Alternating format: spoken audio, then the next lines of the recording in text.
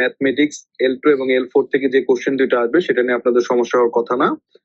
আজকে ক্লাসটা যেরকম করেছি আমরা L1 থেকে ঠিক একই রকম, আজকে কুইজে যেরকম কোশ্চেন হয়েছে পরীক্ষার মধ্যেও ঠিক একই টাইপের কোশ্চেন আসবে। L1, L2 এবং L4 এটা নিয়ে আপনাদের ইস্যু হওয়ার কথা না। আর আজকে আমরা এখন যেটুকু পড়বো সেটা হলো এইখান থেকে আমরা এক সেট কোশ্চেন পারবো। তো এর জন্য আমরা একটু কেয়ারফুল থাকবো যাতে করে বুঝতে পারি। সো স্কোপ ম্যানেজমেন্টের মধ্যে আমাদের আসলে কেন দরকার, স্কোপ ম্যানেজমেন্টটা দরকার এই জন্য, গত ক্লাসে আমরা পড়েছি যে প্রজেক্ট স্পন্সর যিনি আছেন অথবা যিনি প্রজেক্টটা চান যে প্রজেক্টটা হোক, তিনি প্রজেক্ট চার্টার নামক একটা ডকুমেন্টস দেন হচ্ছে প্রজেক্ট ম্যানেজারের কাছে, যে এইখানে প্রজেক্ট ম্যানেজারের জন্য যে যে ইনফরমেশন গুলো থাকা দরকার প্রত্যেকটা ইনফরমেশন প্রজেক্ট চার্টারে থাকে। সেই ডকুমেন্টটা হাতে পাওয়ার পরে সেইটা অ্যানালাইসিস করেই প্রজেক্ট ম্যানেজার যেটা করে একটা প্রজেক্ট স্কোপ ম্যানেজমেন্ট প্ল্যান তৈরি করে, যে আসলে প্রজেক্টের মধ্যে তাকে কি কি কাজ করতে হবে। তো কোত্থেকে পাবো? প্রজেক্ট চার্টারের মধ্যে যে ইনফরমেশনটা থাকে যেটা প্রজেক্ট স্পন্সর প্রজেক্ট ম্যানেজারকে দিয়েছেন, সেই ডকুমেন্টসটা অ্যানালাইসিস করে প্রজেক্ট ম্যানেজার প্রজেক্ট স্কোপ ম্যানেজমেন্টটা তৈরি করে। সো প্রজেক্ট স্কোপ ম্যানেজমেন্টটা কেন দরকার?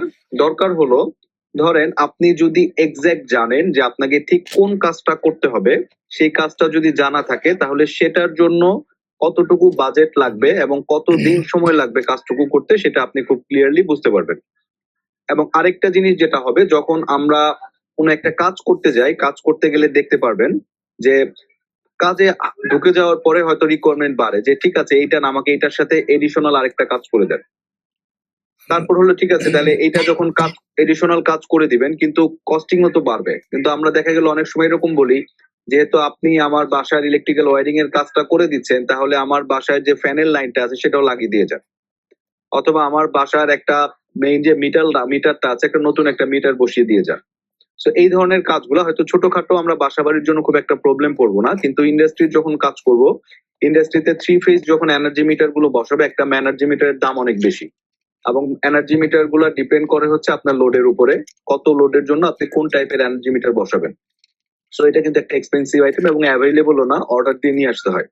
সো ইন দ্যাট কেস আপনাকে যদি হঠাৎ করে একটা জিনিস বলে বসে যে আপনার এই কাজের বাইরে এডিশনাল এই কাজটা করতে হবে, সেই ক্ষেত্রে কিন্তু আপনার টাইমের একটা ব্যাপার থাকে, কস্টের একটা ব্যাপার থাকে।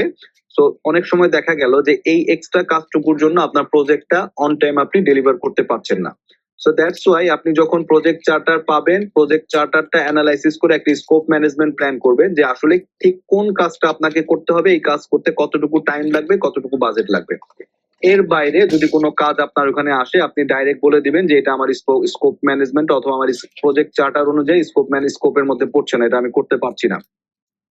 অথবা এটার জন্য আরেকটা কাজ যেটা থাকে, আমি যেহেতু স্কোপটা প্রপারলি বোঝার জন্য আমাকে যে টাইমলাইনটা দেওয়া আছে সেই টাইমলাইনের জন্য কমপ্লিট করতে হলে কিন্তু আমাকে এডিশনাল যে কাজগুলো আছে সেটাকে ডাইরেক্ট বলতে হবে যে আমি এটা পারছি না অথবা এটা আমার স্কোপের মধ্যে নাই। এর বাইরে আরেকটা যেটা আছে সেটা হলো, আমার এক্সট্রা কোনো কাজ আমি হয়তো আমার কাস্টমারকে কমিট করতে পারি, যেটাকে আমরা বলি গোল্ড প্লেটিং। গোল্ড প্লেটিং মানে হচ্ছে আমরা অনেক সময় কাজের ফাঁকে আমরা আমাদের কাস্টমার অথবা ক্লায়েন্টকে অফার করি যে ঠিক আছে আপনাকে এটা আমি ফ্রি অফ কস্ট করে দিব। যেমন কি, যে আপনি হয়তো চিন্তা করেছেন যে আপনি একটা সোলার প্যানেল বসাবেন, 250 কিলোওয়াটের সোলার প্যানেল বসাবেন। তো সোলার প্যানেলটা আপনার কাজ কিন্তু বসিয়ে দেওয়া। এখন আপনি হয়তো কাস্টমারকে কমিট করতে পারেন যে ঠিক আছে সোলার প্যানেলটা আমি আপনার আরইবির সাথে সিনক্রোনাইজ করে দিব, যেটাকে আমরা বলি auto transfer switch. Auto transfer switch হলো যতক্ষণ পর্যন্ত রিনিউয়েবল এনার্জি অথবা সোলার প্যানেল কাজ করবে ততক্ষণ পর্যন্ত আমরা সোলারের ব্যাকআপ নিব, এবং যখন সোলারের থেকে ব্যাকআপ পাবো না তখন ডাইরেক্ট আরইবিতে চলে যাবে, অথবা একটা ভাইস ভার্সা হতে পারে। সো এই যে কাজটা আছে অটো ট্রান্সফার সুইচ যদি আমি বলি, এই সুইচটা যদি আপনি ইউজ করতে চান, এই সুইচটা হঠাৎ করে আপনি আপনার কাস্টমারকে বলে বসতে পারেন যে ঠিক আছে এটা আমি আপনাকে এক্সট্রা কাজ দিতে পারি, এই কাজটুকু দিতে পারি। কিন্তু দেখা গেল একটা অটো ট্রান্সফার সুইচ কিন্তু আপনার লোডের উপর ডিপেন্ড করে যে আপনি 200 অ্যাম্পিয়ার লোড অথবা 500 অ্যাম্পিয়ার লোড কিনা। সেই লোডটা যদি আপনি করতে চান যে কস্ট এবং টাইম বিয়ার করে, সেই ধরনের অফার যাতে আপনি কাস্টমারকে করতে না পারেন। দেখা গেল প্রজেক্ট ম্যানেজার হিসেবে হয়তো আপনি অফার করলেন না, কিন্তু আপনার টিম মেম্বার যারা আছেন, প্রজেক্ট ইঞ্জিনিয়ার যারা আছেন অথবা যারা রুট লেভেলে কাজ করেন তারা হয়তো অফার করে বসতে পারেন। সো এই ধরনের গোল্ড প্লেটিং অথবা অতিরিক্ত ফ্যাসিলিটি অফার করাটা যাতে না যায় সেই জন্যই আপনি স্কোপ ম্যানেজমেন্টটা আপনার জন্য জরুরি। তো এখন দেখি যে আমরা স্কোপ ম্যানেজমেন্টটা যখন করব, আমরা নলেজ এরিয়ার মধ্যে আমরা জানি 5টা প্রসেস আছে। সো এই যে 5টা প্রসেস আছে, এই 5টা প্রসেসের মধ্যে এই স্কোপ ম্যানেজমেন্টের মধ্যে আমার বেসিক্যালি 2টা টাস্কিং এর সময় আমার কি লাগবে, এই স্কোপ ম্যানেজমেন্টটা প্রয়োজন হবে। সো প্ল্যানিং যখন করব, আমি যখন প্রজেক্ট ম্যানেজমেন্ট প্ল্যান করব, প্রজেক্ট ম্যানেজমেন্ট প্ল্যান করার সময় আমার এই জায়গাতে প্ল্যানিং যখন করব, তখন এই 4টা কাজ আমাকে করতে হবে যেটা স্কোপ ম্যানেজমেন্টের সাথে রিলেটেড। তো এই 4টা কাজ হলো প্ল্যানিং প্রসেসের সাথে রিলেটেড, আর 2টা কাজ হলো যখন আমরা কাজ শুরু করব, এই কাজ শুরু করার সময় আমাকে কি করতে হবে, মনিটর করতে হবে যে আমি যে কাজটা আসলে বলেছি, স্কোপ যেটা আমি ডিফাইন করেছি, সেই ডিফাইনটা আসলে প্রপারলি ঠিক মতো আমি অ্যাড্রেস করেছি কিনা। এবং একটা হলো ভ্যালিডেট করা যে স্কোপ যেটা প্রয়োজন ঠিক সেই স্কোপের কাজটাই আমি করতেছি না, যে কাজটা করা দরকার সেই কাজটাই করতেছি কিনা। আর কন্ট্রোল স্কোপের মধ্যে আসতেছে যে কাজটুকু করা দরকার আসলে ওই কোয়ালিটি অথবা ওই লেভেলের কাজটুকু আমি করছি কিনা, সেটা আমাকে কিন্তু এখানে এই 6টা প্রসেস গ্রুপ 5.1 থেকে 4 পর্যন্ত আছে প্ল্যানিং প্রসেস গ্রুপ। যখন প্ল্যানিং করব তখন এটা আমি টেক কেয়ার করব। যখন আমি কাজ শুরু করব, কাজ শুরু করার সময় মনিটরিং এবং কন্ট্রোলের সময় এই 2টা পয়েন্ট আমরা ভ্যালিডেট করব। সো আমরা একটু ডিটেলসে ঢুকি। তো আমরা প্রজেক্ট ম্যানেজমেন্ট প্ল্যানের মধ্যে প্রথমে যেটা আসবে, স্কোপ ম্যানেজমেন্টের প্ল্যানিং যদি আমরা করি, স্কোপ ম্যানেজমেন্ট প্ল্যানিং এর মধ্যে কি কি জিনিস দেখেন, একদম ফার্স্ট বেসিক যদি আমি বলি, প্রথমে আমার একটা কি লাগবে, রিকোয়ারমেন্ট লাগবে। রিকোয়ারমেন্ট মানে আসলে প্রজেক্ট থেকে আসলে কি দরকার, প্রজেক্ট থেকে কি দরকার সেটাই কিন্তু বেসিক ফাইন্ডিং আমি যদি স্কোপ ম্যানেজমেন্ট প্ল্যানটা করতে চাই। তার মানে এই প্রজেক্ট থেকে আউটকামটা কি দরকার। তো এই যে কাজটা কি দরকার এবং এই কাজটা করার জন্য আসলে আমাকে, ধরেন আমার একটা আউটপুট দরকার যে 250 কিলোওয়াটের একটা সোলার প্যানেল আমি করব, এটা হচ্ছে আমার রিকোয়ারমেন্ট, তাই তো? এটা হলো বেসিক রিকোয়ারমেন্ট। এখন এই রিকোয়ারমেন্টটা করার জন্য আমার কি কি ধরনের কাজ করতে হবে, সেই কাজগুলোকে আমাকে ভাগ ভাগ করে নিতে হবে। যে আমার এখানে কেবলের সাপ্লাই লাগবে, আমার এখানে ইনভার্টার লাগবে, এখানে আমার সোলার প্যানেল লাগবে, তারপর আমি মাউন্টিং যে করব ফ্রেমটাতে সেই ফ্রেমটা লাগবে, তারপর সিনক্রোনাইজেশন করতে হবে, এনার্জি মিটারে দেখতে হবে কতটুকু জেনারেট করতেছি। সো অলটুগেদার অনেক কিছু লাগবে। সো এই 250 কিলোওয়াট হচ্ছে একটা হাই লেভেল রিকোয়ারমেন্ট। এই হাই লেভেল রিকোয়ারমেন্টকে আমাকে কি করতে, ছোট ছোট কাজে ভাগ করে নিতে হবে, যেটাকে আমরা বলতেছিল ওয়ার্ক প্যাকেজ।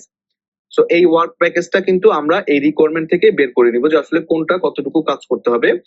এর বাইরে আরো যে জিনিসটা থাকে, স্কোপ ম্যানেজমেন্ট থাকে, যে আমি যখন এই রিকোয়ারমেন্টটা বের করব অথবা যে কাজগুলোকে ভাঙবো, এই কাজ রিকোয়ারমেন্টটা বের করা এবং কাজগুলো ভাঙার জন্য কি কি ধরনের টুলস এন্ড টেকনিক গুলো ইউজ করবো, এই জিনিসটা কিন্তু আমার স্কোপ ম্যানেজমেন্ট প্ল্যানের মধ্যে আমার থাকে।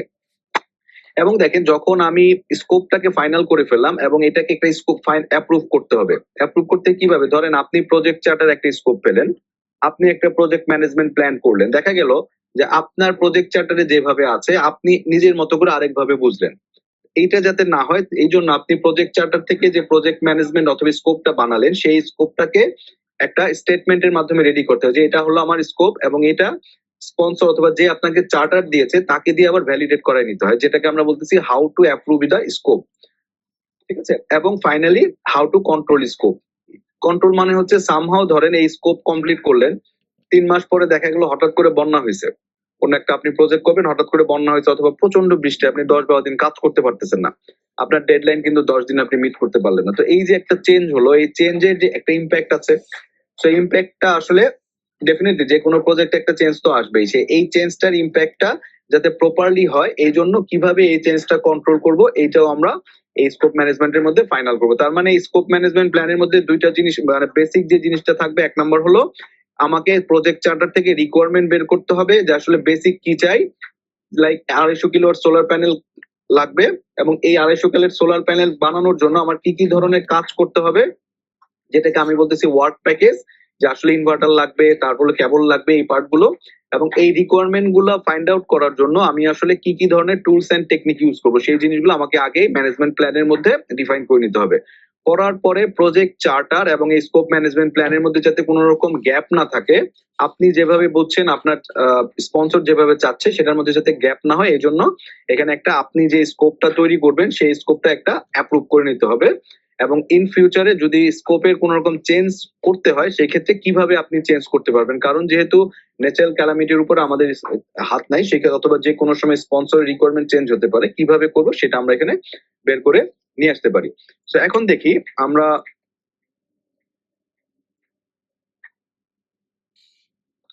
আমরা যদি একটা স্যাম্পল স্কোপ ম্যানেজমেন্ট প্ল্যান দেখি এখানে, আমরা এটা যদি একটা টেমপ্লেট দেখেন, সো এইখানে স্কোপ ম্যানেজমেন্ট প্ল্যানটা আসলে এরকম হয়।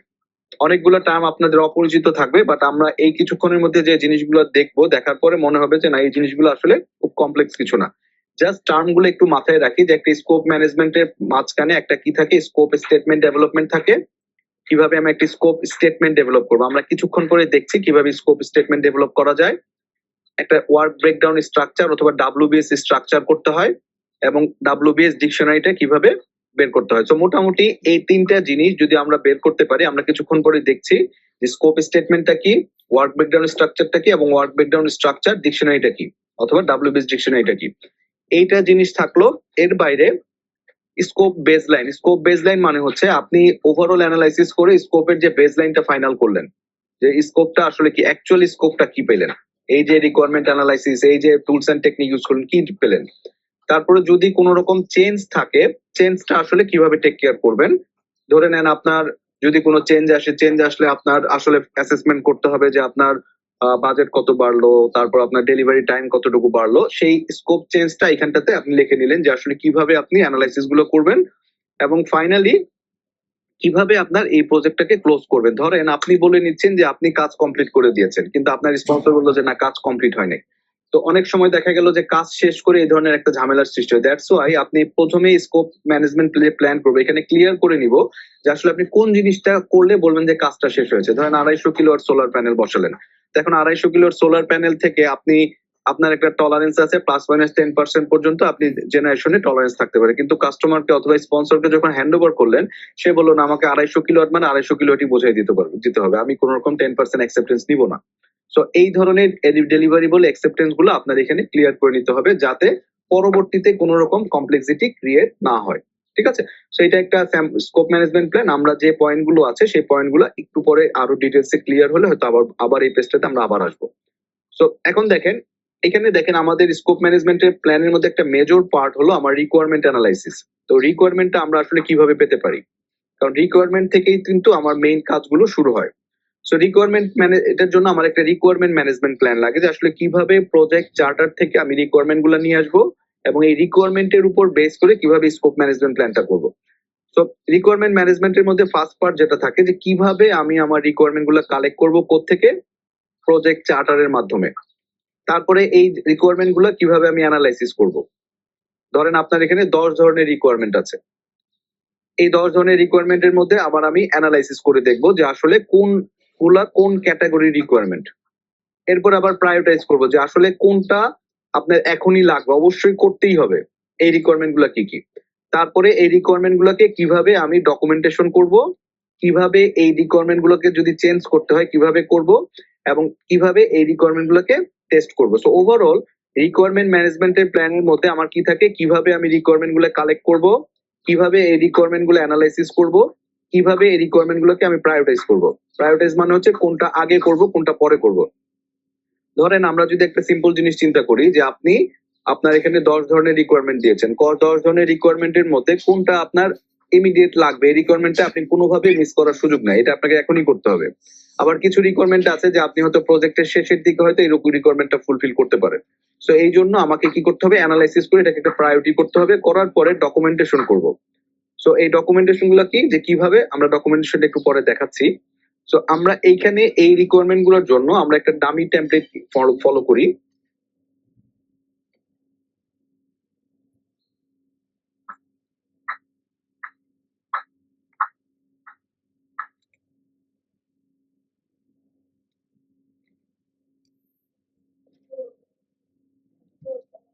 এখানে আমাদের যে রিকোয়ারমেন্ট ম্যানেজমেন্ট যে প্ল্যানটা আছে, এই প্ল্যানের যে টেমপ্লেটটা আছে, আমরা যদি এই টেমপ্লেটটা দেখি, সো আমরা এখানে যে কথাগুলো বললাম চার্টের মধ্যে, যে requirement collection, requirement analysis, requirement গুলাকে প্রায়োরিটাইজ করা অথবা ক্যাটাগরাইজ করা। এখানে ক্যাটাগরাইজ করা মানে হচ্ছে রিকোয়ারমেন্টের অনেকগুলো টাইপ আছে, অনেকগুলো টাইপ অফ রিকোয়ারমেন্ট গুলো আছে। যেমন হচ্ছে আপনার কোনটা, আমরা জাস্ট কয়েকটা একটু আগালে হয়তো আমরা দেখবো যে রিকোয়ারমেন্টের ক্যাটাগরি গুলো কি এক্সাম্পল সহ দেখলে একটু ক্লিয়ার হবে কিভাবে রিকোয়ারমেন্ট গুলো ডকুমেন্টেশন করবো এবং কিভাবে প্রায়োরিটাইজ করবো। জাস্ট এগুলাই হচ্ছে রিকোয়ারমেন্ট ম্যানেজমেন্টের প্ল্যান। এখানেই হচ্ছে আপনার বেসিক্যালি রিকোয়ারমেন্ট ম্যানেজমেন্টের প্ল্যান গুলো কাজ করে থাকে। তো আমরা অত ডিটেলসে যাব না, আমরা একটু আপাতত দেখে নিব যে আমার রিকোয়ারমেন্ট ম্যানেজমেন্ট, এখান থেকে কোশ্চেন আসতে পারে যে রিকোয়ারমেন্ট প্ল্যান ম্যানেজমেন্ট প্ল্যানের মধ্যে আমরা আসলে কোন জিনিসগুলো কি কাজ করে থাকি। সো কি কাজ করে মধ্যে জাস্ট এই পার্ট গুলোই করে থাকি, কালেক্ট রিকোয়ারমেন্ট থেকে টেস্ট রিকোয়ারমেন্ট পর্যন্ত যে ধাপগুলো আছে সেই রিকোয়ারমেন্ট গুলোই রিকোয়ারমেন্ট ম্যানেজমেন্ট প্ল্যানের মধ্যে আমরা করে থাকি। সো এখন দেখেন আমরা রিকোয়ারমেন্ট যখন কালেক্ট করব, রিকোয়ারমেন্ট কালেক্ট করার জন্য আমার কিছু টুলস এন্ড টেকনিক আছে। সো রিকোয়ারমেন্ট কালেকশন যখন আমরা করব কিছু টুলস এন্ড টেকনিক আছে। সো এই টুলস এন্ড টেকনিক গুলো এখানে, এবং এই রিকোয়ারমেন্ট কালেকশন ম্যাট্রিক্স থেকে কিভাবে কালেক্ট করব এই টুলস এন্ড টেকনিকের মাধ্যমে আমরা রিকোয়ারমেন্ট গুলো কালেক্ট করি। এবং এই রিকোয়ারমেন্ট যে কালেক্ট রিকোয়ারমেন্ট যে প্রসিডিউরটা আছে এই প্রসিডিউরটার মধ্যে থেকে এই তিনটা আউটপুট বের হয়। কি রকম কি বের হয় দেখেন, রিকোয়ারমেন্ট ডকুমেন্টস, রিকোয়ারমেন্ট টেস্টেবিলিটি ম্যাট্রিক্স এবং requirement management plan. So requirement management প্ল্যানের মধ্যে আমরা কিছুক্ষণ আগে দেখলাম যে আমার রিকোয়ারমেন্ট ম্যানেজমেন্ট প্ল্যানটা এই জিনিসগুলো আমাকে অ্যান্সার করে থাকে। তাহলে আর বাকি যে দুইটা ডকুমেন্টস থাকলো, রিকোয়ারমেন্ট ডকুমেন্টস এবং রিকোয়ারমেন্ট টেস্টেবিলিটি ম্যাট্রিক্স, এটা আমরা একটু দেখি। তো কিছুক্ষণ আগে বলি যে এই যে রিকোয়ারমেন্টস গুলো আসলে কোত্থেকে আসে। আমরা ডেফিনেটলি বলছি রিকোয়ারমেন্টস গুলো কিন্তু প্রজেক্ট চার্টার থেকে আসবে, কারণ ওই ডকুমেন্টস এর উপর বেস করেই কিন্তু আমার সব কাজ শুরু করবে প্রজেক্ট ম্যানেজার। সো এই রিকোয়ারমেন্ট গুলো বিভিন্ন ধরনের হয়ে থাকে।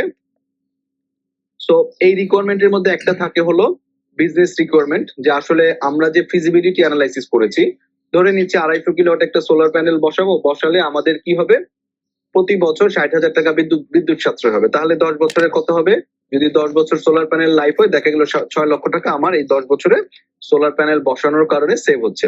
তো এইটাই হলো বিজনেস রিকোয়ারমেন্ট, যে আসলে এই প্রজেক্টের রিকোয়ারমেন্টটা কি কি, যে কেন প্রজেক্টটা আসলে নেওয়া হয়েছে। এরপরে দেখা গেল স্টেক হোল্ডারের কিছু রিকোয়ারমেন্ট আছে, যেমন ধরেন আপনি ত্রিপলি ডিপার্টমেন্টের ছাদের উপরে আপনি কি করলেন, একটা সোলার প্যানেল বসালেন। তো এই সোলার প্যানেলে বসানোর পরে ত্রিপলি বিল্ডিং এর যে টিচার যারা আছে, স্টুডেন্ট যারা আছে, তারপর হচ্ছে ডিপার্টমেন্ট হেড যিনি আছেন, ডিন যিনি আছেন, তারা হচ্ছেন স্টেক হোল্ডার। প্রত্যেকের এক একজনের এক এক রকম রিকোয়ারমেন্ট। যেমন স্টুডেন্ট যদি বলি, স্টুডেন্টদের রিকোয়ারমেন্টটা কি, যে আমার এখানে যদি সোলার প্যানেল থাকে তাহলে হয়তো লোডশেডিং এর সময় এখনো হয়তো আমি প্রবলেম হয় না, কিন্তু সোলার প্যানেল যদি আমাকে বসায় তাহলে আমরা যেটা করতে পারি, এটা আমাদের জন্য একটা টেস্ট ল্যাব হিসেবে কাজ করানো যেতে পারে ইন ফিউচারে। টেস্ট ল্যাব মানে কি, আমার ছাদের উপর একটা সোলার প্যানেল আছে, যখন আমি রিনিউয়েবল এনার্জি পড়বো তখন এখানে গিয়ে আমি হয়তো হ্যান্ডস অন কিছু এই সোলার প্যানেল ইনস্টলেশনের কাজগুলো দেখে নিতে পারি। এটা হলো স্টুডেন্টের রিকোয়ারমেন্ট, যে একটা রিনিউয়েবল এনার্জি ল্যাব করতে হবে।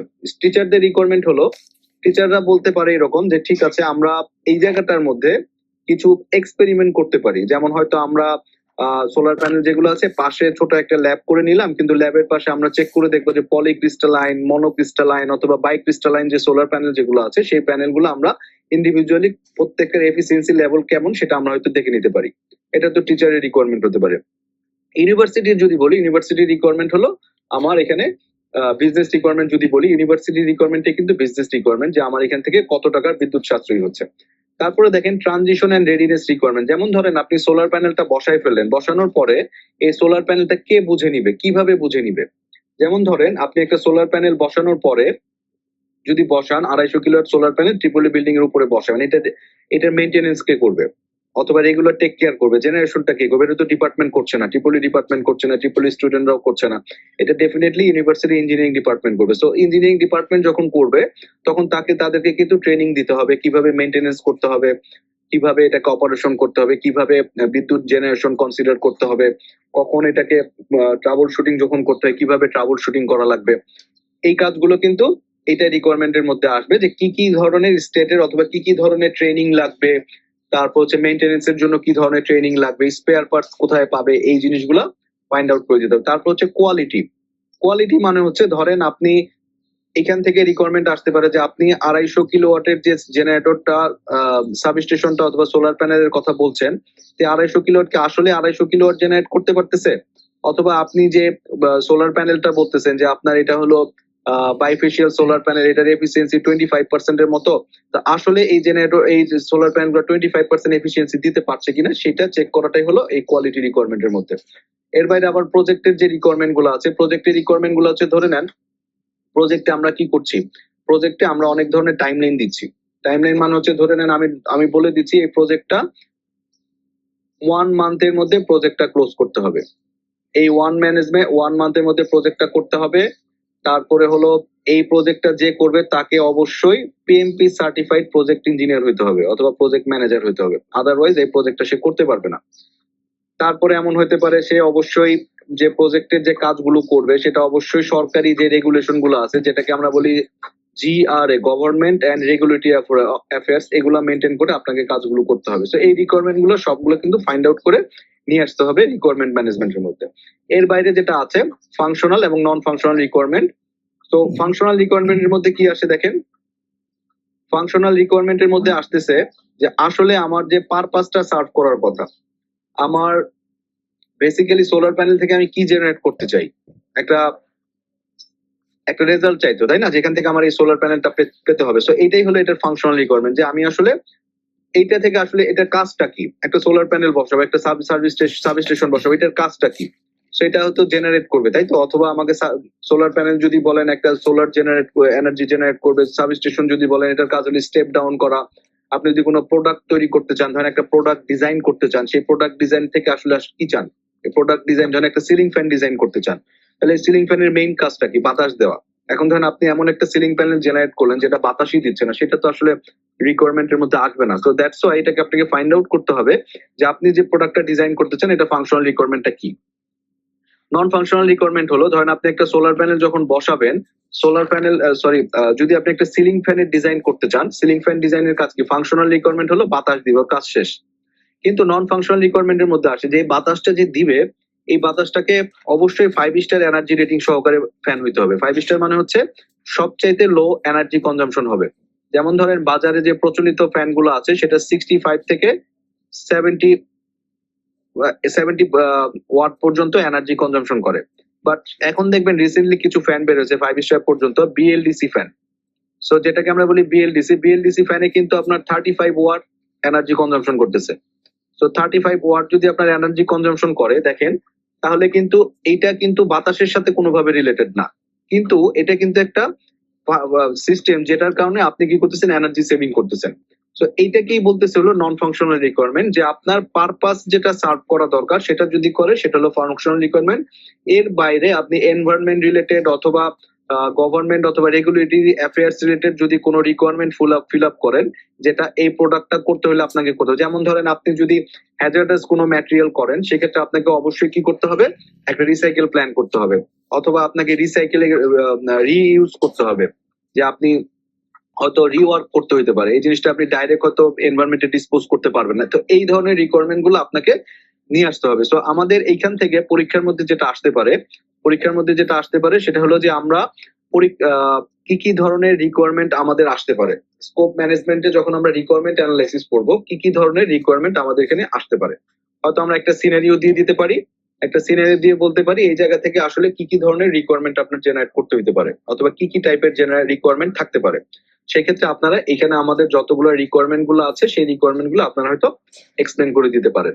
ঠিক আছে, আচ্ছা, এই যে রিকোয়ারমেন্ট অ্যানালাইসিস করলাম আমরা, এখান থেকে রিকোয়ারমেন্ট গুলো আমরা জানলাম কতগুলো রিকোয়ারমেন্ট। এরপরে আসতেছে রিকোয়ারমেন্ট ডকুমেন্টেশন। তো রিকোয়ারমেন্ট ডকুমেন্টেশন গুলোর জন্য ধরেন আমি এইখান থেকে সবার সাথে আলাপ করলাম, কাদের সাথে আলাপ করলাম, স্টেক হোল্ডারদের সাথে আলাপ করে আমি কি করলাম, 1 থেকে 10টা রিকোয়ারমেন্ট পেলাম। কোত্থেকে, এই সবগুলো প্রসেস অ্যানালাইসিস করে আমি দেখলাম আমার এখানে টোটাল 10টা রিকোয়ারমেন্ট আছে। তো যখন 10টা রিকোয়ারমেন্ট গুলো থাকবে তখন আমি এটাকে কি করলাম, 1 থেকে এরকম 10 পর্যন্ত আমি এই রিকোয়ারমেন্ট গুলোকে বসালাম।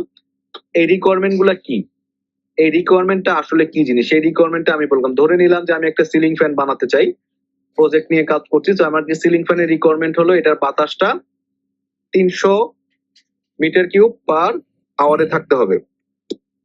So 300 metre cube per hour বাতাস আমাকে এখানে এই ফ্যানটা থেকে দিতে হবে। এরপরে আসতে পারে এইটাকে রিসাইকেবল ম্যাটেরিয়াল ইউজ করতে হবে।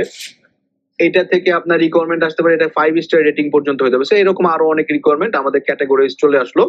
এখন এটা স্টেক হোল্ডার কে, স্টেক হোল্ডার মানে কি, ধরেন এখানে দেখা গেল ফাংশনাল যে রিকোয়ারমেন্টটা আছে সে বললো এটার স্টেক হোল্ডার হলো, ধরেন এক একজন এক এক রকম। ধরেন আমার প্রথমে যেটা আছে ইন্টারনাল স্টেক হোল্ডার, একটা হলো এক্সটার্নাল স্টেক হোল্ডার। তো ইন্টারনাল যদি হয়, ইন্টারনাল স্টেক হোল্ডারের মধ্যে কে থাকতে পারে, যেমন ধরেন আমরা কিছুক্ষণ আগে সোলার প্যানেলের এক্সাম্পল দিলাম, যে কিছু রিকোয়ারমেন্ট আছে টিচারদের, কিছু রিকোয়ারমেন্ট আছে ডিপার্টমেন্ট হেডদের, কিছু রিকোয়ারমেন্ট আছে ইউনিভার্সিটির, কিছু রিকোয়ারমেন্ট আছে সরকারি রেগুলেটরি অথরিটির। তো কোন স্টেক হোল্ডার অথবা কার থেকে এই রিকোয়ারমেন্ট গুলো জেনারেট হচ্ছে সেই জিনিসগুলো আপনাদের এখানে লিখতে হবে, যে আসলে কে এই রিকোয়ারমেন্টটা দিয়েছে। আর ক্যাটাগরির মধ্যে যেটা পড়বে যে আসলে কোন ক্যাটাগরি থেকে আসছে, দেখেন এগুলো কিন্তু আমার সবগুলো category, business category, stakeholder category, তারপর ট্রানজিশন রেডিনেস, কোয়ালিটি, প্রজেক্ট, এগুলাই হচ্ছে আমার এখানে ক্যাটাগরি, যে কোন ক্যাটাগরি থেকে আমার এই রিকোয়ারমেন্টটা আসলে জেনারেট হয়েছে। তারপরে আমি যেটা করব, এটাকে প্রায়োরিটি করব। ধরেন আপনি এখানে 1 থেকে 10 পর্যন্ত রিকোয়ারমেন্ট পেলেন, তার মধ্যে দেখা গেল যে ইউনিভার্সিটির যেগুলো একদম ডিটেইল রিকোয়ারমেন্ট, যেমন ধরেন ট্রিপলি ডিপার্টমেন্টে টিচার বললেন যে আমার এখানে একটা ল্যাব করতে হবে, আর আরেকজন বলল ডিপার্টমেন্টের ইঞ্জিনিয়ারিং ডিপার্টমেন্ট থেকে বললো ইউনিভার্সিটির যে আমার এখানে 250 কিলোওয়াট জেনারেট করতে হবে। সো 250 কিলোওয়াট জেনারেশন কিন্তু আমার প্রায়োরিটি ফার্স্ট। তারপরে এটা যদি প্রায়োরিটি ফার্স্ট হয় এবং এইটার কোয়ালিটি রিলেটেড যদি এফিসিয়েন্সি থাকে, যে এটা 10% এর বেশি ফ্ল্যাকচুয়েট করতে পারবে না, এটা হয়তো 2 নাম্বার রিকোয়ারমেন্ট হতে পারে। তারপরে রিকোয়ারমেন্ট আসতে পারে যে এইখান থেকে আমার কিন্তু 10 দিনের মধ্যে এই পুরো প্রজেক্টটা ডেলিভারি করতে হবে। তারপরে হয়তো আসবে যে এটাকে আমি হয়তো ল্যাব বানাবো, কারণ এটা হলো বেসিক রিকোয়ারমেন্ট। তো আমার এখানে যদি বলি এই ফাংশনাল রিকোয়ারমেন্ট এবং এই নন ফাংশনাল রিকোয়ারমেন্ট, এইটা কিন্তু আমার মেন প্রায়োরিটির মধ্যে ফার্স্ট আসবে, তারপরে বাকি প্রায়োরিটি গুলো আসবে। এখন দেখেন functional requirement, non functional requirement, তারপরে আমার আসে বেসিক্যালি বিজনেস রিকোয়ারমেন্ট। তো আমরা আসলে এই ক্যাটাগরিটা ফাইন্ড আউট করব হচ্ছে আমরা যখন স্টেক হোল্ডারদের সাথে বসবো, এই স্টেক হোল্ডারের ইনফ্লুয়েন্সটা কেমন, এই ভদ্রলোকের ইনফ্লুয়েন্সটা কেমন। যেমন সরকারি রিকোয়ারমেন্ট যদি আসে তাহলে কিন্তু এটা আমার হাই প্রায়োরিটির মধ্যে থাকবে। যদি আপনার ধরেন রেগুলেটরি অ্যাফেয়ার্স, সেটা কিন্তু আমার হাই প্রায়োরিটির মধ্যে থাকবে। সো এইভাবে আমি হয়তো প্রায়োরিটি গুলো সাজাবো যে কোনটার প্রায়োরিটি গুলা কত আসবে, সেই অনুযায়ী কিন্তু আমি এই প্রায়োরিটি গুলা দিয়ে এখানে প্রায়োরিটি গুলো লিখবো, এবং এই প্রায়োরিটি গুলো বেস করে কিন্তু আমি আমার মাথায় প্ল্যান করব যে আসলে কোনটা কাজ আমাকে অবশ্যই করতেই হবে। আমারত হোসেন বলেন। স্যার এই যে স্টেক হোল্ডার, এই বিষয়টা স্যার বুঝিনি স্যার, আরেকবার একটু বলা যাবে? স্টেক হোল্ডার আমরা আমাদের L1 ক্লাসে পড়েছিলাম যে স্টেক হোল্ডার কারা। আমরা স্টেক হোল্ডার আরেকবার বলছি, স্টেক হোল্ডার হলো আমাদের প্রজেক্টের সাথে যারা যারা ইনভলভ তাদের প্রত্যেককে আমরা স্টেক হোল্ডার বলছি। সো স্টেক হোল্ডার নরমালি 2 রকম হয়, একটা হলো ইন্টারনাল স্টেক হোল্ডার, আরেকটা হলো এক্সটার্নাল স্টেক হোল্ডার।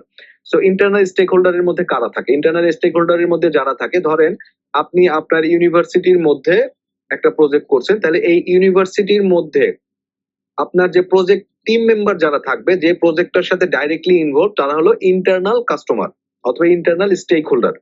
এই প্রজেক্টটার বাইরে যারা থাকবে তারা প্রত্যেকেই হলো আমার এক্সটার্নাল স্টেক হোল্ডার। এক্সটার্নাল ধরেন আপনি যে প্রজেক্ট টিম মেম্বার যা 10 জন আছে, এই 10 জন হলো ইন্টারনাল স্টেক হোল্ডার। আবার অনেক সময় বলতে পারেন যে আপনার প্রজেক্টটা যদি ইউনিভার্সিটি নেয়, আপনার ইউনিভার্সিটি যদি প্রজেক্টটা নেয়, তাহলে কিন্তু ইউনিভার্সিটি পুরোটাই ইন্টারনাল স্টেক হোল্ডার হিসেবে আপনি কাউন্ট করতে পারেন। বাট ইউনিভার্সিটি থেকে যখন বাইরে যাবেন, ধরেন আপনার সরকারি রেগুলেটরি আরইবি থেকে আপনাকে অ্যাপ্রুভাল নিতে হবে, পল্লী বিদ্যুৎ থেকে আপনাকে অ্যাপ্রুভাল নিতে হবে যে আপনি যে সোলার প্যানেলটা বসাচ্ছেন সেটা অ্যাকর্ডিং টু রেগুলেটরি অ্যাফেয়ার্স অনুযায়ী মানতেছে কিনা, সে তখন এক্সটার্নাল স্টেক হোল্ডার। তার কিছু রিকোয়ারমেন্ট থাকে যে আপনি যে সোলার প্যানেলটা বসাবেন সেটাকে আপনার ইটকল সার্টিফাইড সোলার প্যানেল হইতে হবে, ইটকলের সার্টিফাইড সোলার প্যানেল হইতে হবে। আপনি যদি সোলার প্যানেলটা নেন তাহলে কিন্তু আপনাকে অবশ্যই এই একটা স্ট্যান্ডার্ড টেস্টিং এজেন্সি থেকে এনশিওর করতে হবে যে এটার এফিসিয়েন্সিটা কতটুকু আছে। আপনি যখন সোলার প্যানেলটা দিবেন তখন কিন্তু এটা মিনিমাম 20 ইয়ার্স পর্যন্ত ওয়ারেন্টি থাকতে হবে। সেগুলো কিন্তু স্টেক হোল্ডার দিয়ে দিচ্ছে, আরইবি থেকে দিচ্ছে, অথবা অনেক সময় এনভায়রনমেন্ট অধিদপ্তর থেকে দিচ্ছে, অথবা আপনি বাইরে অন্য আপনার আশপাশের বাইরে যারা থাকবে, মানে প্রজেক্টটার থেকে বাইরে যারা থাকবে তাদের প্রত্যেকেই হলো স্টেক হোল্ডার। আর এই স্টেক হোল্ডারটা কারা কোথায় পাবেন, এটা হলো আপনাকে প্রজেক্ট চার্টারটা দেওয়া হবে। প্রজেক্ট চার্টার, যে প্রজেক্ট চার্টারটা আপনাকে দেওয়া হবে সেই প্রজেক্ট চার্টারে লেখা থাকবে কারা কারা আপনার এই স্টেক হোল্ডার। আপনি যখন রিকোয়ারমেন্ট অ্যানালাইসিস করবেন তখন আপনি এই প্রজেক্ট চার্টারে যাদেরকে স্টেক হোল্ডার হিসেবে লেখা থাকবে প্রত্যেকের কাছে যাবেন, যাওয়ার পরে জিজ্ঞেস করবেন ভাই আপনার রিকোয়ারমেন্টটা কি বলেন, অথবা স্যার আপনার রিকোয়ারমেন্টটা কি বলেন। তখন সেই রিকোয়ারমেন্ট গুলা নিয়ে আপনি এই রিকোয়ারমেন্ট ডকুমেন্টটা তৈরি করবেন, তৈরি করে ক্যাটাগরাইজ করবেন, ক্যাটাগরাইজ করে প্রায়োরিটি ফাইন্ডার্স করবেন এবং অ্যাকসেপ্টেন্স ক্রাইটেরিয়া দিবেন যে আসলে কি করলে অথবা কোন প্যারামিটারটা মেনটেন করলে এই স্টেক হোল্ডার এই জিনিসটাকে অ্যাকসেপ্ট করবে, যাতে একদম প্রজেক্টের শেষ পর্যন্ত না গিয়ে আমরা কোনো রকম ঝামেলায় না পড়ি। ডে ওয়ানে ওনার যে রিকোয়ারমেন্ট দিয়ে দিয়েছেন, এই স্টেক হোল্ডার ভদ্রলোক যে রিকোয়ারমেন্টটা দিয়েছেন, সেই স্টেক হোল্ডার ভদ্রলোক যে রিকোয়ারমেন্ট দিয়েছেন সেই স্টেক হোল্ডারের রিকোয়ারমেন্টটা আমরা যাতে বুঝে সেই অনুযায়ী আমরা আমাদের কাজটা করতে পারি। এই স্টেক হোল্ডার যে রিকোয়ারমেন্টটা দিয়ে দিয়েছেন এবং স্টেক হোল্ডার কিন্তু আবার বলে দিবেন যে আসলে কি করলে অথবা কোন ভ্যালু থাকলে, কত ওয়াট জেনারেশন থাকলে, অথবা কতটুকু রিসাইকেল করলে, অথবা কতটুকু ওয়ারেন্টি দিলে আপনি এটাকে বলবেন যে এই রিকোয়ারমেন্টটা ফুলফিল হয়েছে, সেটাকে কিন্তু আমরা বলতেছি অ্যাকসেপ্টেন্স ক্রাইটেরিয়া। এখন আপনি বলে দিলেন যে ঠিক আছে 250 কিলোওয়াটের সোলার প্যানেল থেকে 250 কিলোওয়াট জেনারেট হচ্ছে, কিন্তু স্টেক হোল্ডার বললো যে এটা তো আপনি বলতেছেন, আমি আপনার কথা মানি না। সো দ্যাটস এখানে একটা ভ্যালিডেশন মেথড থাকবে যে আসলে কে এটাকে ভ্যালিডেট করবে। এটা কি আপনি বললেই হয়ে যাবে, নাকি সরকারি কোনো এজেন্সি অথবা বিএসটিআই থেকে আপনি কোনো রকম সার্টিফিকেট নিয়ে আসবেন, অথবা আপনার ইন্টারটেক অথবা আপনার বুরু ভ্যালিডাস নামক কোনো থার্ড পার্টি এজেন্সি থেকে আপনি এটাকে ভ্যালিডেশন করাই নিয়ে আসবেন, এবং তারা যখন বলবে যে এটা ভ্যালিডেটেড, আপনার রেজাল্ট ঠিক আছে, তখনই শুধুমাত্র এই ভদ্রলোক এটাকে অ্যাকসেপ্ট করবেন। সো এইটা কিন্তু ওভারঅল একটা রিকোয়ারমেন্ট, এবং রিকোয়ারমেন্ট ডকুমেন্টেশনটা কিন্তু খুব ইম্পর্টেন্ট একটা পার্ট আপনার ওভারঅল প্রজেক্টের জন্য। কারণ এটার উপর বেস করে কিন্তু আপনি আপনার ওভারঅল কাজটা ফাইন্ড আউট করবেন। এখন দেখেন, এই যে আমরা রিকোয়ারমেন্ট ডকুমেন্টেশনটা বের করলাম, এই রিকোয়ারমেন্ট ডকুমেন্টেশনটা থেকে কিন্তু আমি এখন যেটা করব, দেখেন এখানে যে জিনিসগুলো আসলো একটার সাথে আরেকটা লিঙ্ক যদি আপনি বোঝার চেষ্টা করেন, আমি কিন্তু স্কোপ ম্যানেজমেন্ট প্ল্যানে আছি। স্কোপ ম্যানেজমেন্ট প্ল্যানের জন্য প্রথম যেটা দরকার সেটা হলো আমার রিকোয়ারমেন্ট দরকার। এই রিকোয়ারমেন্টটা যখন আমি পাবো তখন কিন্তু বাকি কাজগুলো আমি অ্যানালাইসিস করতে পারবো। সো যখন এই রিকোয়ারমেন্টটা বের করতে গেলাম, রিকোয়ারমেন্টটা বের করতে গেলে আমার এই রিকোয়ারমেন্ট ম্যানেজমেন্ট প্ল্যানটা দরকার হলো। সো রিকোয়ারমেন্ট ম্যানেজমেন্ট যখন প্ল্যান করতে গেলাম তখন আমার এই ধাপগুলো ফলো করতে হলো, এবং এই রিকোয়ারমেন্ট ম্যানেজমেন্ট প্ল্যান যখন আমি ফাইন্ড আউট করতে গেলাম আমাকে জানতে হলো যে আসলে কি কি ধরনের রিকোয়ারমেন্ট গুলো আছে, এবং এই রিকোয়ারমেন্ট গুলা আমি একটা রিকোয়ারমেন্ট ডকুমেন্টেশনের মধ্যে নিয়ে সবগুলো রিকোয়ারমেন্ট কিন্তু আমি পেয়ে গেলাম। তো এখন এই রিকোয়ারমেন্ট যখন পেয়ে গেলাম, এই রিকোয়ারমেন্ট পেয়ে যাওয়ার পরে কিন্তু এই রিকোয়ারমেন্ট গুলো থেকে আমাকে কাজে ভাগ করে নিতে হবে। সো কাজগুলা কি কি কাজ করব সেই রিকোয়ারমেন্ট গুলো যখন আমি ভাগ করে নিব, দেখেন আমাকে রিকোয়ারমেন্ট গুলাকে আমি বলতেছি হচ্ছে আমার স্কোপ। ঠিক আছে, প্রথমে আমি রিকোয়ারমেন্ট গুলো পেয়ে গেলাম, রিকোয়ারমেন্ট গুলো পেয়ে যাওয়ার পরে আমি এখন কাজগুলো ভাগ করে নিব যে আসলে কোন কাজটা আমি কখন করব। এই কাজ যে কোনটা কোনটা করব সেটাকে আমি বলতেছি হলো আমার প্রজেক্টের স্কোপ স্টেটমেন্ট। স্কোপ স্টেটমেন্ট মানে কি, ধরেন আমি এই যে রিকোয়ারমেন্ট ডকুমেন্টেশন গুলো পেলাম, তার মানে আমি যে জানি আমার এখানে ঠিক কতগুলো কাজ করতে হবে। এখন আমি আমার মতো করে এই স্টেক হোল্ডারের সাথে আলাপ করে কিন্তু এই ডকুমেন্টসটা তৈরি করেছি, এবং প্রজেক্ট চার্টারের উপর বেস করে প্রজেক্ট চার্টারে কিন্তু সামান্য কিছু ইনফরমেশন আছে, কারণ প্রজেক্ট চার্টার খালি বলে দিয়েছে যে যখন কাজ করতে যাবা আমার 250 কিলোর সোলার প্যানেল লাগবে। ঠিক আছে, এই 250 কিলোর সোলার প্যানেল আমার এখানে লাগবে। সে কিন্তু আবার বলে দিয়েছে যে স্টেক হোল্ডারের সাথে আলাপ করে নিও যে তার আর কোনো লো লেভেল রিকোয়ারমেন্ট আছে কিনা। সো এই 250 কিলোর সোলার প্যানেল কিন্তু বেস পার্ট প্রজেক্ট চার্টার থেকে পেলাম, ওইটা একটা রিকোয়ারমেন্ট, এবং এই স্টেক হোল্ডারের সাথে আলাপ করে টোটাল বাকি রিকোয়ারমেন্ট গুলো আমি বের করে নিয়ে আসলাম। এখন এই সবগুলো রিকোয়ারমেন্ট যখন পাবো তখন আমি এই প্রজেক্ট স্কোপ স্টেটমেন্ট মানে একটা ডকুমেন্ট তৈরি করব, যেই প্রজেক্ট স্কোপ রিকোয়ারমেন্টের মধ্যে কি থাকবে, আমার ওভারঅল ফাইন্ড আউট থাকবে যে প্রজেক্ট চার্টারে যা আছে এর বাইরে আমি স্টেক হোল্ডারের সাথে আলাপ করে টোটাল স্কোপটা আসলে কি আসতে পারে। তো আমরা যদি একটু একটা ডকুমেন্ট দেখি যে একটা প্রজেক্ট স্কোপ ম্যানেজমেন্ট আসলে কেমন হয়। প্রজেক্ট স্কোপ স্টেটমেন্টটা কি, দেখেন প্রথমে স্কোপ ম্যানেজমেন্ট প্ল্যান করতে গেলে রিকোয়ারমেন্ট দরকার। রিকোয়ারমেন্টের জন্য আমি রিকোয়ারমেন্ট ম্যানেজমেন্ট প্ল্যান থেকে রিকোয়ারমেন্ট গুলা কালেক্ট করে একটা রিকোয়ারমেন্ট ডকুমেন্ট তৈরি করলাম, যাতে করে আমি জানি আসলে ঠিক কতগুলো কাজ করতে হবে।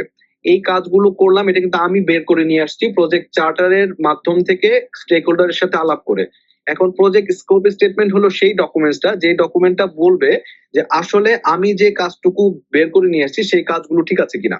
প্রজেক্ট স্কোপ স্টেটমেন্ট হলো যে আমি প্রজেক্ট চার্টার এবং স্টেক হোল্ডারদের সাথে আলাপ করে যে রিকোয়ারমেন্ট ডকুমেন্টসটা তৈরি করছি, এবং ওই রিকোয়ারমেন্ট ডকুমেন্টের মধ্যে যে রিকোয়ারমেন্ট গুলো আছে সেইগুলা ঠিক আছে কিনা, এগুলো আমি ফাইন্ড আউট করলাম। সো আমি এখানে কি করলাম, প্রজেক্টের স্কোপ ডেসক্রিপশনটা ফাইন্ড আউট করলাম। স্কোপ ডেসক্রিপশনটা কিভাবে আসবে, তারপর আসছে প্রজেক্টের ডেলিভারেবল গুলা মানে হচ্ছে আমি রিকোয়ারমেন্ট ডকুমেন্টস থেকে যতগুলো পেলাম ঠিক ওগুলাই হচ্ছে project deliverable. Project acceptance criteria, প্রজেক্টের বাইরে কোন জিনিসগুলো থাকবে, যে আমার আসলে প্রজেক্টের বাইরে কোন কোন জিনিসগুলো আছে। যেমন ধরেন আমি কিছুক্ষণ আগে একটা এক্সাম্পল দিয়েছিলাম যে সোলার প্যানেল আমি বসাবো, কিন্তু আরইবি চলে গেলে এটার সাথে যে সিনক্রোনাইজেশনটা আছে সেটা আমার প্রজেক্টের পার্ট না, আমার কাজ হলো শুধু সোলার প্যানেলটা ইনস্টল করে দেওয়া। সো এখানে লিখে দিবেন যে আমার এখানে কিন্তু আরইবির সাথে আমার সোলার প্যানেল যে ইন্টিগ্রেশনটা আছে সেটা কিন্তু আমার এই প্রজেক্টের মধ্যে নাই। সেটা কিন্তু আপনি ক্লিয়ারলি মেনশন করে দিবেন যাতে পরবর্তীতে কোনো কনফিউশন ক্রিয়েট না হয়।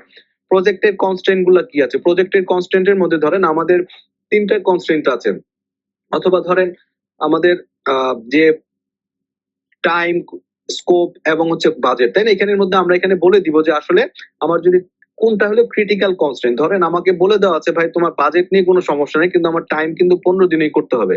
সো এখানে আপনি বলে দিবেন যে প্রজেক্টের জন্য ক্রিটিক্যাল কনস্ট্রেন্ট গুলো হচ্ছে 15 ডেজ টাইম লাইন, যে এই 15 দিনে প্রজেক্টটা কমপ্লিট আমাকে করতে হবে।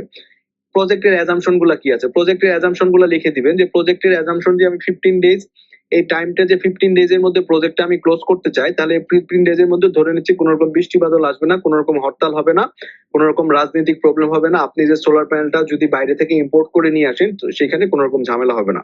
সো এই পার্ট গুলো এখানে অ্যাজাম্পশনের মধ্যে লিখে নিব। আচ্ছা, সো এইখানে আমি এখানে মোটামুটি টপ লাইনে আপনাদেরকে ব্রিফ করেছি। আপনারা যখন এই টেমপ্লেটটা আমি শেয়ার করব, এই ডিটেইলসটা আরেকটু ক্লারিফাই করেন যদি চান, এখানে হয়তো ক্লারিফাই আরেকটু ডিটেইলসে বুঝে নিতে পারেন যে আসলে কোন জিনিসটার ব্যাখ্যাটা কিরকম হতে পারে। আমি আপনাদের এক্সাম্পল সহ বোঝালাম। সো এই প্রজেক্ট স্কোপমেন্টটা হলো এটাই যে আপনি স্কোপের মধ্যে কি কি নিয়ে আসছেন।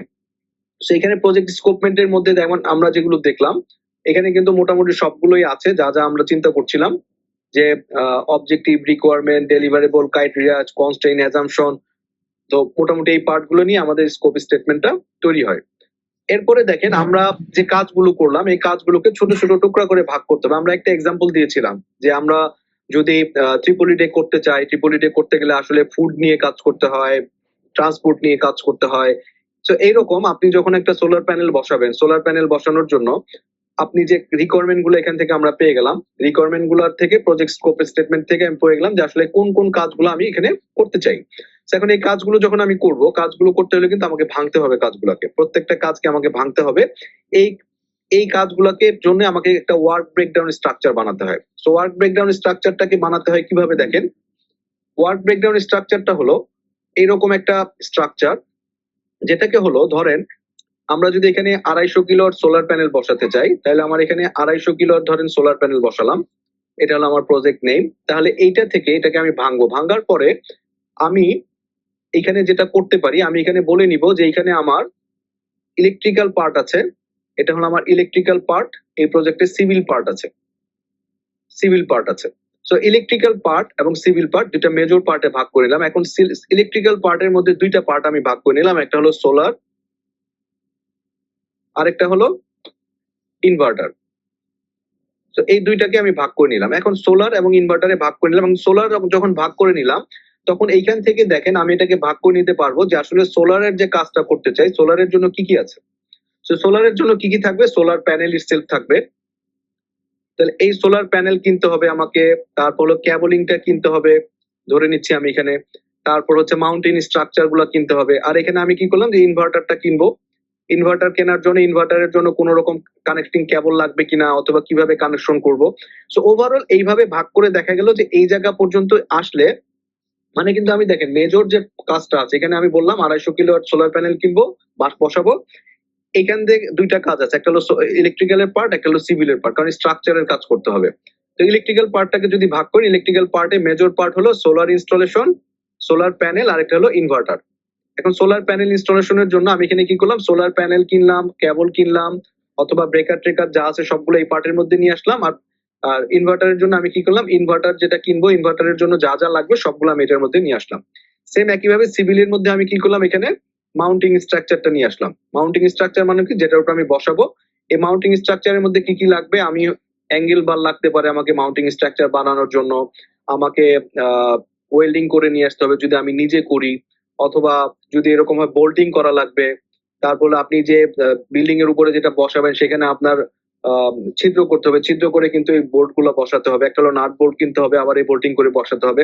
তো এই যে পার্ট গুলো আছে প্রত্যেকটা কাজগুলোকে ভেঙে ভেঙে নিয়ে আসা। এখন দেখেন আমি যখন কাজগুলো করব তখন আমি এখানে ভেঙে নিতে পারি যে এইটাকে প্রজেক্টের টাস্ক যদি হয় মেইন 1, তাহলে এটার সাব ক্যাটাগরি হলো 1.1, আর এদিকে হলো 1.2।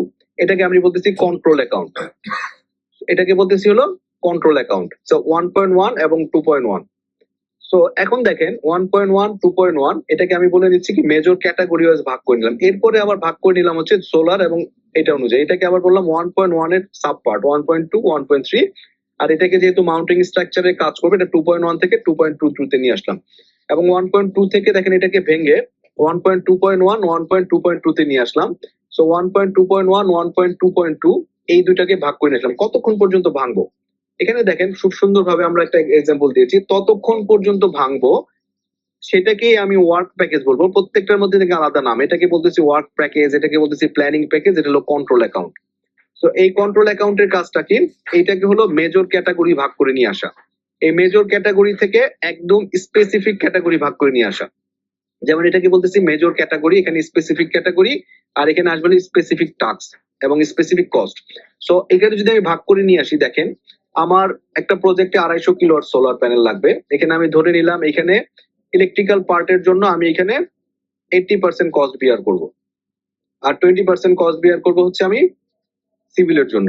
তাহলে এখন 80% কস্টের মধ্যে আমি ধরে নিলাম সোলার প্যানেলের জন্য আমার হলো 60% কস্ট লাগবে, আর বাকি এটার যদি 80% ধরি তাহলে এইখানে এসে বাকি 40% কাজ লাগবে হচ্ছে আমার ইনভার্টারের জন্য। তাহলে এই 60% কাজের জন্য ধরে নিচ্ছি এক্সাক্ট কাজের জন্য 60% আমি টাকা খরচ করব। তাহলে এখানে 60% এর মধ্যে ধরেন এই দুইটা কাজের জন্য 50% টাক্স বরাদ্দ করব, এখানে আমি 50% টাক্স বরাদ্দ করব।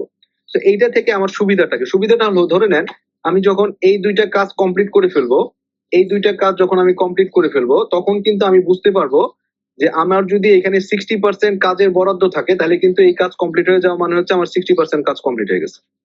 আবার যখন এইখানে 20% কাজ 40% কাজ কমপ্লিট করে ফেলবো তার মানে কিন্তু আমার এই 40% কাজ কমপ্লিট হয়ে গেছে। প্রজেক্টের ক্ষেত্রে আমরা সবসময় হিসাব করি হচ্ছে কত টাকা খরচ করতেছি সেটার উপর বেস করে আমার প্রজেক্টটা কতটুকু কমপ্লিট হয়েছে।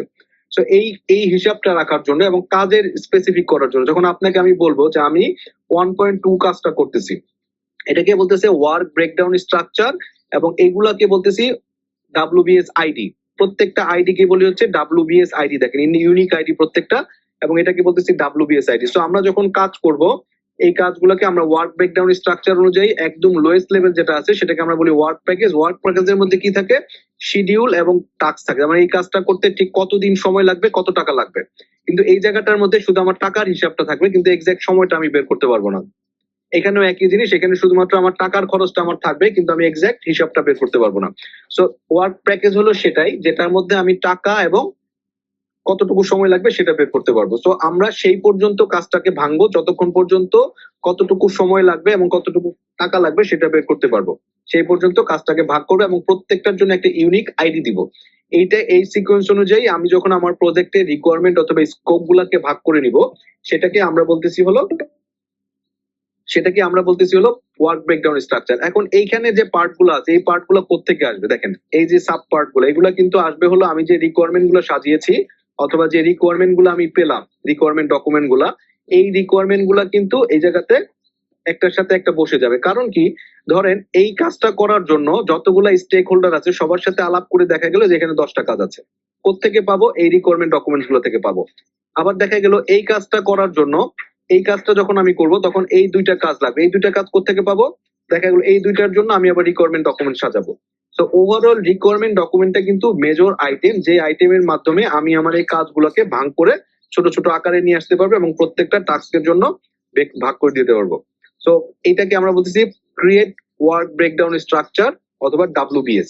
সেখানে একটু দেখে নিন যে এখানে কন্ট্রোল প্যাকেজ, প্ল্যানিং প্যাকেজ এবং ওয়ার্ক প্যাকেজ সম্পর্কে একটা এক্সাম্পল দেওয়া আছে, আমি যেটুকু বললাম সেই অনুযায়ী সংজ্ঞাগুলো দেওয়া আছে। এখন এরপরে আরেকটা পার্ট আছে, দেখেন ডাব্লিউবিএস ডিকশনারি। ডাব্লিউবিএস ডিকশনারি মানে হচ্ছে আমরা যেটা বললাম, দেখেন এইখানে এইটাকে যদি আমি ডাব্লিউবিএস বলি, এখানে দেখেন প্রত্যেকটা কাজের কিন্তু একটা ইউনিক আইডি আছে। তো প্রত্যেকটা কাজের একটা ইউনিক আইডি আছে। তো এখন এই ডাব্লিউবিএস, এটাকে যদি ডাব্লিউবিএস বলি, ডাব্লিউবিএস ডিকশনারির মধ্যে যেটা আসে দেখেন যে ওয়ার্ক ব্রেকডাউন স্ট্রাকচারের মধ্যে যেটা আসে যে এই প্রত্যেকটা ওয়ার্ক ব্রেকডাউন, ধরেন আমি এখানে 1.2.1 করতেছি, তাহলে এই ওয়ার্ক প্যাকেজ নেম 1.2.1 যদি আমি বসাই তাহলে এই 1.2.1 কাজটুকু করার জন্য আসলে কি কাজ করবো আমি এখানে, এখানে কি কি অ্যাজাম্পশন গুলো আছে, কি কি টাস্ক আছে।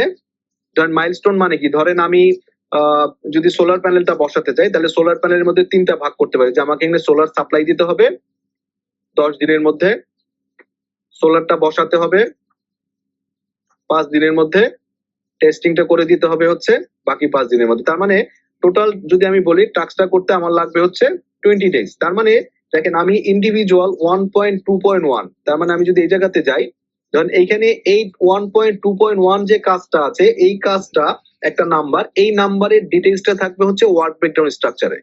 এই নাম্বারে যদি আমি এখানে এই আইডি অনুযায়ী ঢুকি, তাহলে এই আইডির মধ্যে টোটাল ডিটেলসে এই কাজটা কি করতে হবে, কখন করতে হবে, এই কাজের মধ্যে যে আইডি নাম্বার গুলো আছে দেখেন, এই প্রত্যেকটা আইডি ধরেন এখানে 1.2.1 আছে তাই না?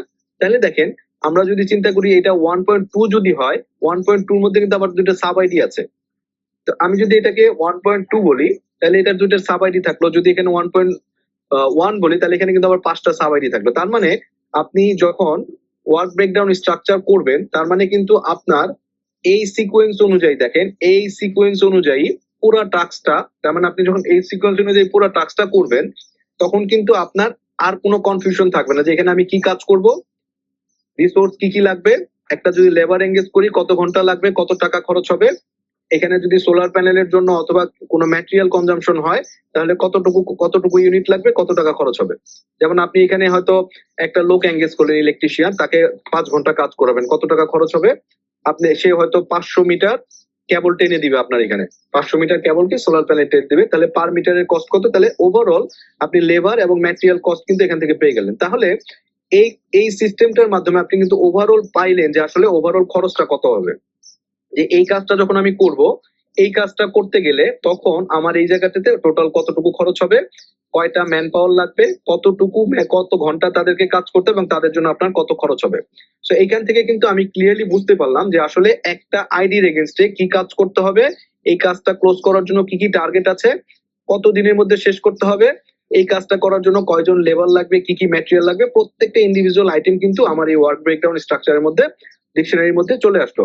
এখন দেখেন এই কাজগুলোর জন্য আমার quality requirement, acceptance requirement, technical information, agreement information, এই পার্টগুলো কোত্থেকে আসবে, এই কোয়ালিটি রিকোয়ারমেন্ট গুলো আসবে কোত্থেকে, আমি কিন্তু অলরেডি রিকোয়ারমেন্ট যে ডকুমেন্টটা পেয়েছি সেখানে স্টেক হোল্ডার থেকে তার যে রিকোয়ারমেন্টটা সেটা নিয়ে আসছি, এবং তার অ্যাকসেপ্টেন্স ক্রাইটেরিয়াও নিয়ে আসছি। আমরা রিকোয়ারমেন্ট ডকুমেন্টস থেকে আরেকটা পার্ট অ্যাড করতে পারি, সেটা হলো টেকনিক্যাল ইনফরমেশন অথবা এগ্রিমেন্ট ইনফরমেশন, সেগুলো হয়তো রিকোয়ারমেন্ট ডকুমেন্টেশনের মধ্যে আমরা দিয়ে দিতে পারি। সো এটা হলো রিকোয়ারমেন্ট ডকুমেন্টেশন ডিকশনারি। এই রিকোয়ারমেন্ট ডকুমেন্টেশনটা কিন্তু খুবই ইম্পর্টেন্ট পরীক্ষার জন্য। এটা আপনাদের হয়তো শর্ট নোট আসতে পারে যে ওয়ার্ক ব্রেকডাউন স্ট্রাকচারটা কি, ওয়ার্ক ব্রেকডাউন স্ট্রাকচারটা থেকে আসলে কেন লাগে। তো আমরা এখানে একটা যেগুলো বললাম সেই জিনিসগুলো এখানে লেখা আছে, যে কোনো রকম কাজের যাতে কোনো কনফিউশন না আসে, যে কে কখন কাজটা করবে, কত টাকা খরচ হবে, সেই জিনিসগুলো যাতে ক্লিয়ার থাকে, সেই জিনিসগুলো কিন্তু এখানে থাকে। এবং রিকোয়ারমেন্ট গুলো যেহেতু আমার স্টেক হোল্ডারের থেকে আসতেছে, স্টেক হোল্ডারের রিকোয়ারমেন্ট গুলো কি কি আসতেছে সেই জিনিসগুলোর আলোকে কিন্তু এই ইনফরমেশন গুলো এখানে দেয়া থাকে। তারপরে দেখেন কমিউনিকেশনটাও ক্লিয়ার থাকে, এবং কোথাও যদি কোনো চেঞ্জ করতে হয় সেই চেঞ্জ গুলাও কিন্তু আমরা এখানে এই ডাব্লিউবিএস ডিকশনারির মাধ্যমে নিয়ে আসতে পারি, যে কোথাও যদি কোনো চেঞ্জ হয়। ধরেন আমরা এক্সামে কি স্যার এই যেটা আছে স্যার, এই টেবিলটা এভাবে কি ক্রিয়েট করা লাগবে নাকি জাস্ট স্যার অ্যানসারটা লিখলেই হবে? আপনার আমি যে কথাগুলো বললাম পরীক্ষার মধ্যে এরকম আসতে পারে যে ডাব্লিউবিএস ডিকশনারি বলতে কি বুঝো, কেন ডাব্লিউবিএস ডিকশনারিটা দরকার।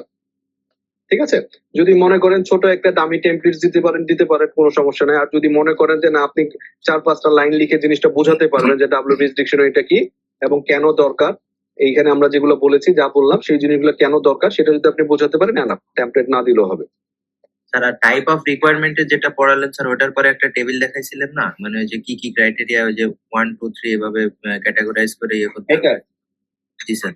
জি, এটা হলো আমার কি কি ধরনের রিকোয়ারমেন্ট থাকতে পারে। আমরা হয়তো যেতে পারি একটা সিনারিও দিতে পারি, আমরা সিনারিওতে দিয়ে আপনাকে বলতে পারি যে এই সিনারিওর মধ্যে কি কি ধরনের রিকোয়ারমেন্ট আসতে পারে, এবং আমরা যদি একটা রিকোয়ারমেন্ট ডকুমেন্টে সাজাতে চাই তাহলে রিকোয়ারমেন্ট ডকুমেন্টেশনে একটা টেমপ্লেট দেখাও। ঠিক আছে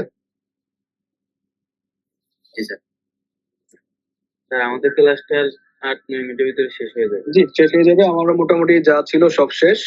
আর মোটামুটি এখানে আরেকটা জিনিস যেটা আছে এই লেকচারের মধ্যে, আমি আজকের লেকচারে যেটুকু পড়িয়েছি ঠিক ততটুকুই আপনাদের এক্সামের জন্য ইম্পর্টেন্ট। ঠিক আছে, এর বাইরে লেকচার শিট থেকে আর কিছু পড়ার দরকার নেই। বুঝাতে পারছি? স্যার কিছু বুঝতেছি না স্যার, নামাজের টাইম হয়ে গেছে গা। বুঝি নাই? বললাম এখন পর্যন্ত এই লেকচার থেকে যতটুকু পড়িয়েছি ততটুকুই পরীক্ষার জন্য ইম্পর্টেন্ট, এর বাইরে আর কোনো কিছু পড়ার দরকার নেই। ঠিক আছে? Okay sir. আচ্ছা, এখন আমরা যদি চিন্তা করি আমাদের এইখান থেকে পরীক্ষার জন্য কি কি আসতে পারে, তাই না? পরীক্ষার থেকে যেটা আসতে পারে আমি যদি আপনাদেরকে বলি L3 এর মধ্যে যেটা আছে, আমরা পার্ট ওয়ানে পড়েছিলাম যে আমাদের বিভিন্ন ধরনের মেথোডোলজি, তাই না? বিভিন্ন ধরনের মেথোডোলজি আছে যে আসলে কোন মেথোডোলজিতে আমরা প্রজেক্ট করব। So, আমরা হয়তো একটা সিনারিও দিয়ে দিতে পারি আপনাদেরকে পরীক্ষার মধ্যে, যে একটা সিনারিও দিয়ে থাকলাম, দিয়ে বললাম যে আমাদের যে মেথড গুলো আছে, এই মেথড গুলো, এই সবগুলো মেথডের মধ্যে এই সিনারিওটা থেকে আপনার কাছে কি মনে হয় যে কোন মেথোডোলজিতে এই প্রজেক্টটা ক্লোজ করা যায়? ঠিক আছে, যেমন আমরা কিন্তু জানি যে কোন মেথোডোলজির ক্রাইটেরিয়া গুলো কি কি, আপনারা ওই সিনারিওটা বুঝে মাথার মধ্যে খাটাবেন যে কোন সিনারিওটা এখানে কাজ করবে, তখন সেই মেথোডোলজিটা যে রিকোয়ারমেন্ট গুলো আছে অথবা যে ক্যারেক্টারিস্টিক্স গুলো আছে সেই ক্যারেক্টারিস্টিক্স গুলো দিয়ে বোঝানোর চেষ্টা করবেন যে আসলে যেহেতু এই প্রজেক্টটা এই ক্যারেক্টারিস্টিক্স সাথে মেলে, সো এই ক্ষেত্রে এই প্রজেক্ট মেথোডোলজিটা প্রয়োজন। এটা একটা পরীক্ষার কোশ্চেন আসতে পারে। এরপরে যেটা আসতে পারে, right short note on project charter. Right short note on project charter.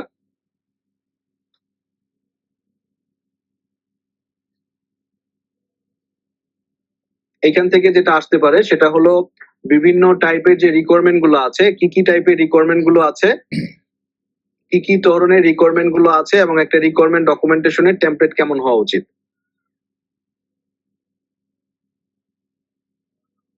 এবং ফাইনালি ওয়ার্ক ব্রেকডাউন স্ট্রাকচার বলতে কি বুঝো, ওয়ার্ক ব্রেকডাউন স্ট্রাকচার বলতে কি বুঝো, এবং work breakdown right short note on work breakdown structure অথবা ওয়ার্ক ব্রেকডাউন স্ট্রাকচার ডিকশনারি, এবং কেন ওয়ার্ক ব্রেকডাউন স্ট্রাকচার দরকার অথবা কেন ওয়ার্ক ব্রেকডাউন স্ট্রাকচার ডিকশনারিটা দরকার।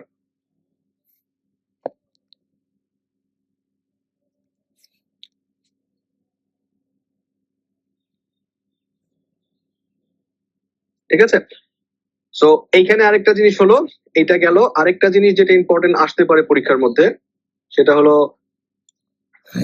আপনাকে হয়তো আমি একটা ব্রেকডাউন, একটা সিনারিও দিয়ে দিতে পারি, দিয়ে বলতে পারি যে এই একটা বিল্ডিং এর স্কোপ ম্যানেজমেন্ট অথবা একটা 200 কেবি অথবা 200 কিলোওয়াট সোলার প্যানেলের একটা স্কোপ ম্যানেজমেন্ট প্ল্যান ডিজাইন করো। সো যদি 200 কিলোওয়াট সোলার প্যানেলের একটা প্ল্যান ডিজাইন করতে বলি, তাহলে কিন্তু খুব সহজে আপনারা যেটা করবেন এই জিনিসটা ফলো করবেন। যদি বলি যে 200 কিলোওয়াট সোলার প্যানেলের একটা স্কোপ ম্যানেজমেন্ট প্ল্যান রেডি করো, তাহলে জাস্ট এই যে ফরম্যাটটা আছে এই ফরম্যাটটা দেখাতে পারেন যে এখানে একটা স্কোপ, একটা সোলার প্যানেলের অথবা যে কোনো কিছু যখন আমি স্কোপ ম্যানেজমেন্ট করব তখন এই 6টা প্রসেস ফলো করতে হয়। এই 6টা প্রসেস সম্পর্কে কিংবা রিকোয়ারমেন্ট সম্পর্কে কিছু বলতে পারেন, ডিফাইন স্কোপের মধ্যে কিছু বলতে পারেন,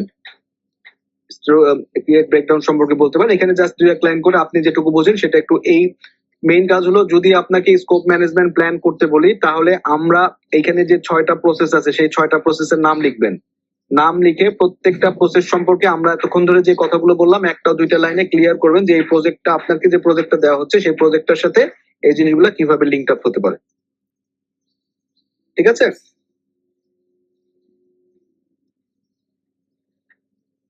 পরীক্ষার সাজেশন নিয়ে আরেকবার রিভিউ করছি।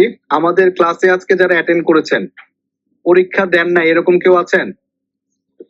জি স্যার। আমি স্যার। জি স্যার। আমি পরীক্ষা দেন নাই? স্যার 045 03। যারা শুধুমাত্র পরীক্ষা দেন নাই তাদের আইডি গুলা একটু গ্রুপে লিখে দেন, ঠিক আছে? যারা পরীক্ষা দিবেন তাদের জন্য আমি 2টা অ্যাটেন্ডেন্স দিব আজকে, আর যারা পরীক্ষা দেন নাই তাদের জন্য একটা অ্যাটেন্ডেন্স পাবে, ঠিক আছে?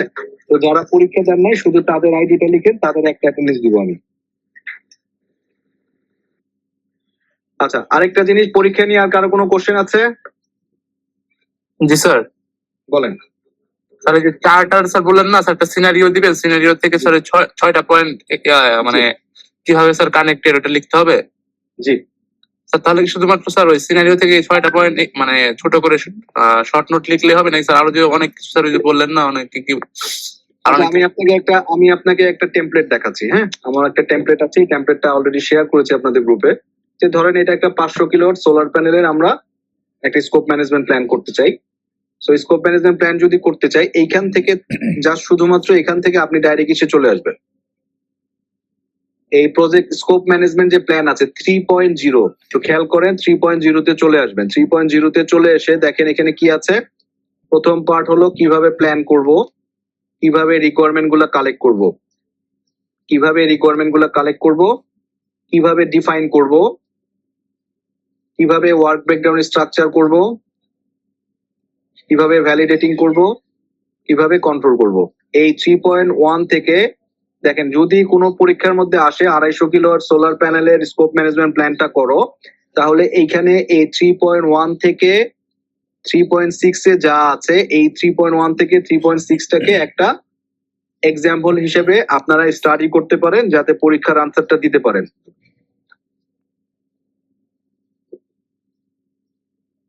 আমরা সময় পাইনি, তাহলে এটা হয়তো আরেকটু ডিটেলস আপনাদেরকে পড়াতে পারতাম প্রত্যেকটা ডিটেলসে, আর যেহেতু হাতে সময় পাইনি আমরা, সো ইন দ্যাট কেস এই ক্ষেত্রে আমরা যেটুকু পড়িয়েছি সেটার পড়ানোর আলোকেই এই 3 স্কোপ ম্যানেজমেন্ট প্রসেসের 3.1 থেকে planning, collect requirement, define scope, creating the work breakdown structure, validating scope এবং কন্ট্রোলিং স্কোপ, এই 3.1 থেকে 3.6 পর্যন্ত বসে পরীক্ষার মধ্যে আপনারা করতে পারেন।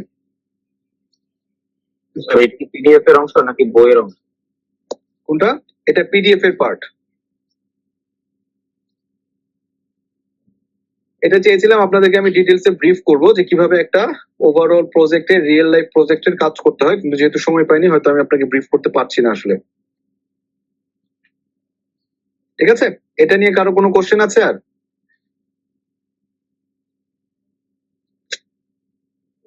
স্যার হচ্ছে টোটাল স্যার পরীক্ষায় স্যার ম্যাথ আর হচ্ছে থিওরির ভিতরে রেশিওটা একটু বলা যাবে? আমি গত ক্লাসে বলেছিলাম যে আমরা টোটাল 25 মার্কের পরীক্ষার মধ্যে দুইটা ম্যাথ থাকবে 13 মার্কসে, যেটা হলো L2 এবং L4 থেকে দুইটা ম্যাথ থাকবে 13 মার্কে। L1 থেকে আজকে ক্লাসে যেরকম পরীক্ষার কোশ্চেন দিয়েছি কুইজে, এরকমই একটা কোশ্চেন থাকবে এক সেট, যেটাতে থাকবে হচ্ছে আপনার 6 মার্ক। আর টোটাল L3 তে থাকবে হচ্ছে 6 মার্ক, যেগুলো ক্লাসে বললাম সেগুলো থেকে থাকার সম্ভাবনা আছে 6 মার্কের। ঠিক আছে, সো L2 L4 দুইটা ম্যাথে থাকবে 13 মার্ক। L1 থেকে 6 মার্কের একটা কোশ্চেন থাকবে থিওরি। কেমন হবে? আজকে যেরকম কুইজ দিলেন ঠিক এরকমই কোশ্চেন হবে। ঠিক আছে, আর L2 আর L4 এর কি স্যার তাহলে থিওরি পড়া লাগবে না? থিওরি পড়তে হবে না। স্যার ম্যাথটা কি স্যার অ্যাসাইনমেন্ট যেটা করছিলাম স্যার ওই টাইপের? ক্লাসে যেভাবে পড়িয়েছি ঠিক সেভাবে, ক্লাসের বাইরে আপনাদের কিছু দিচ্ছি না। আমি আপনাদেরকে যে অ্যাসাইনমেন্ট গুলো দিয়েছি, অ্যাসাইনমেন্টটা করলে পরীক্ষায় আশা করি পারবেন।